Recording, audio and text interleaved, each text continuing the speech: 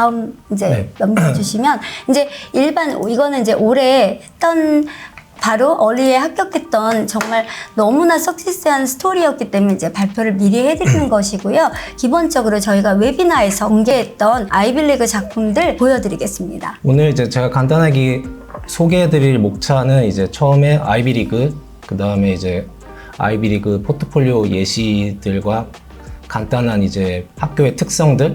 그리고 이제 이 서든 캘리포니아에서 가장 가고 싶어하는 두 대학 UCLA랑 USC에 대한 그 간단한 차이점과 예시 작품을 공개하도록 하겠습니다. 아이비리그 같은 경우에는 앞서 이제 원장님께서 말씀하신 대로 당연히 깊이 있는 컨셉과 리더십으로서 얼마나 이 학생이 잠재력이 있는가, 이것들을 포트폴리오를 통해서 잘 표현을 해야 하고, 그래서 당연히 이제 깊이 있는 스토리랑 그 소셜 이슈들 이런 것들을 잘 조화롭게 이루어져서 자신의 목소리를 내는 것을 아트 피스로서 보고 싶어 하는 부분이 있습니다. 그래서 제가 항상 얘기하는 부분이지만 포트폴리오는 이제 비주얼 에세이라고 제가 표현을 하는데, 말 그대로 자신의 아이덴티티를 아트 피스로서 표현하는 부분이기 때문에 뭔가 예쁘게 팬시하게 잘 만든다에 포커스를 맞추기보다는 본인이 가지고 있는 이야기를 어떤 식으로 녹여낼지에 대해서 포커스를 해서 작품을 만들어 나가는 것이 더 좋다고 저는 생각을 합니다. 이제 본격적으로 이제 아이비리그 포트폴리오의 예시 작품들을 보여드릴 건데, 첫 번째 MIT는 이제 아이비리그는 아니지만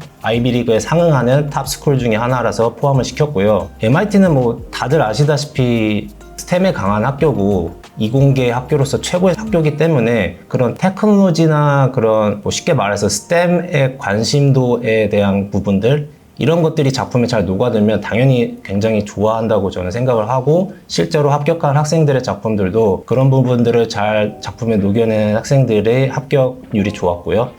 그래서 이 작품 같은 경우에는 대놓고 그냥 자신이 좋아하는 수학적인 부분을 작품에 표현을 한 부분인데, 이 학생 같은 경우에는 학교에서 자신이 너무 수학을 좋아해서 수학 공식을 실제로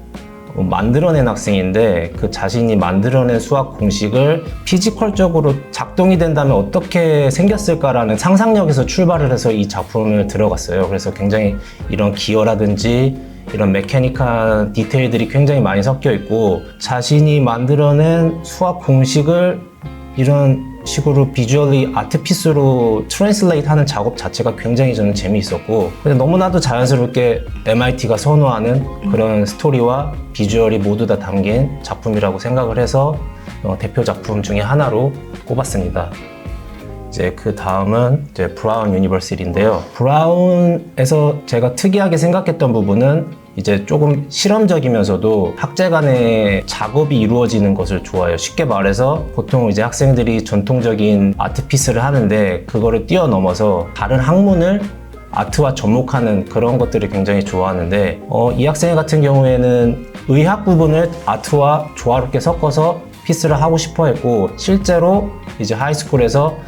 알츠하이머라는 주제를 가지고 리서치를 굉장히 깊이 있게 다루던 아이였고, 알츠하이머 환자에 대해서 어떤 식으로 자신이 예술 작품으로 표현할 수 있을까를 고민하던 중에, 보시는 것과 같이 이제 알츠하이머 환자의 이제 뇌 단면의 그런 사진들, 이미지, 리서치하면서 봤던 그런 이미지들을 이런 다양한 소재, 패브릭들을 활용을 해서 뇌 단면의 일부분을 자신의 스타일대로 표현을 한 작품입니다.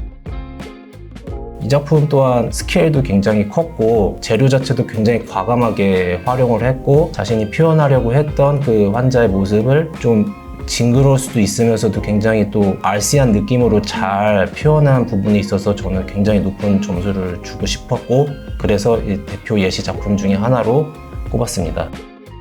이제 그 다음 작품은 스탠포드 작품인데,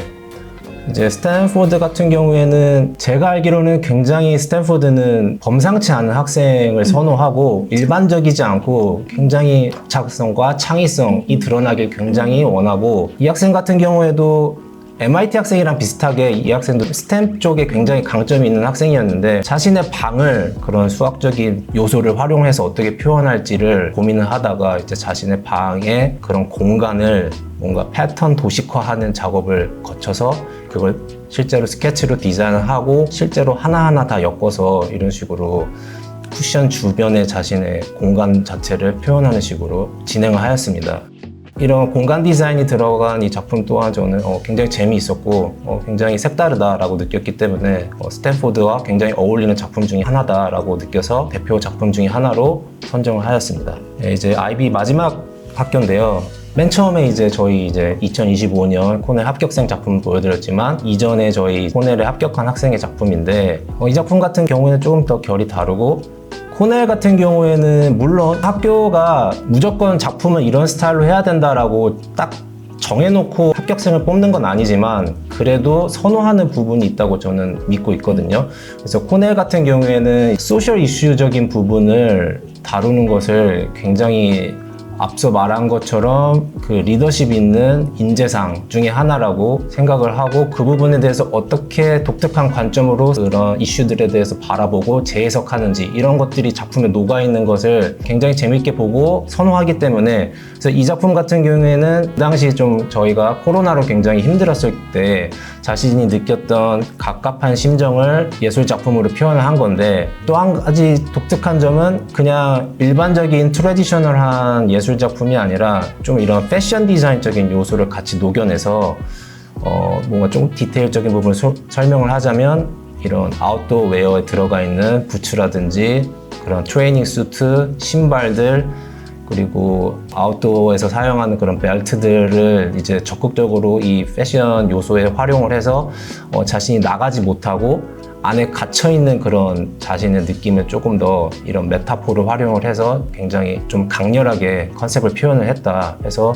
이 작품도 굉장히 잘 된 작품이라 생각을 해서 코넬 대표 작품으로 하나 선정을 하였습니다. 전반적으로 이제 아이비리그 작품들을 보시면 알다시피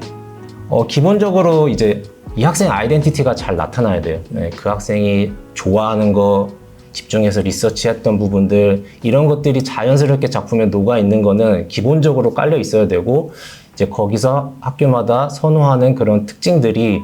피스들에 잘 녹아 드러나가 있으면 합격률을 굉장히 높일 수 있다. 저는 그렇게 생각을 하고 지금도 그런 식으로 학생들과 작품을 진행하고 있습니다. 네, 그러면 이제 이런 작품들을 그러면 어떻게 포트폴리오를 제작을 하는지 이제 부모님들도 굉장히 궁금해 하시고 학생들도 처음에 저희 이나트에 왔을 때 포트폴리오 어떻게 만들어요? 그냥 스컵처 같은 거 하면 되나요? 그냥 그림 그리면 되나요? 이런 식으로 물어보는데 한 가지 말씀드리고 싶은 거는 최근 트렌드는 그런 트래디셔널 파운데이션 피스를 그렇게 선호하지 않는 것 같습니다. 그래서 그러니까 저희 이제 부모님들 세대 나 저 세대 때는 이제 그런 그림을 잘 그리고 그런 디테일 묘사력이나 이런 것들이 뛰어난 작품들을 높게 평가를 했는데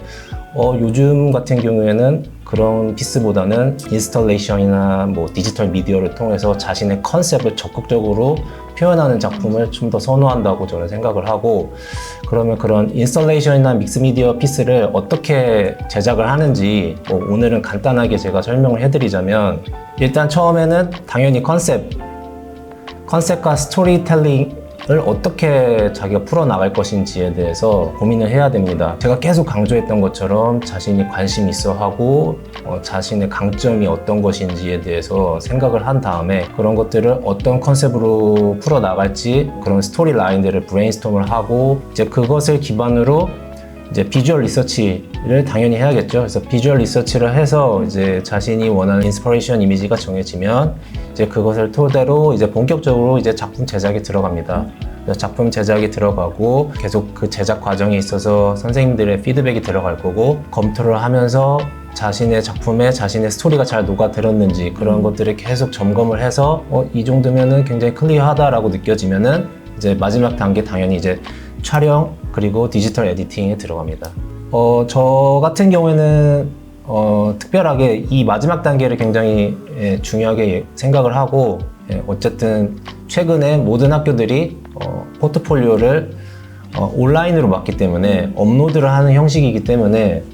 결국에는 촬영과 에디팅이 잘 되지 않으면 그 학생이 열심히 만들어 놓은 작품이 100%, 200% 이렇게 잘 포장을 해서 보여줘야 되는데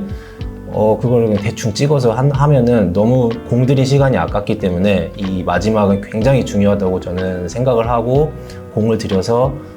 작업을 하고 있습니다. 오늘 이제 포트폴리오 제작 방식에 대해서는 이 정도 이제 간단히 설명을 드리고, 이제 더 궁금한 부분이 있으시다면 이제 이나트에 상담을 요청하시면 제가 조금 더 자세하고 친절하게 설명해 드리겠습니다.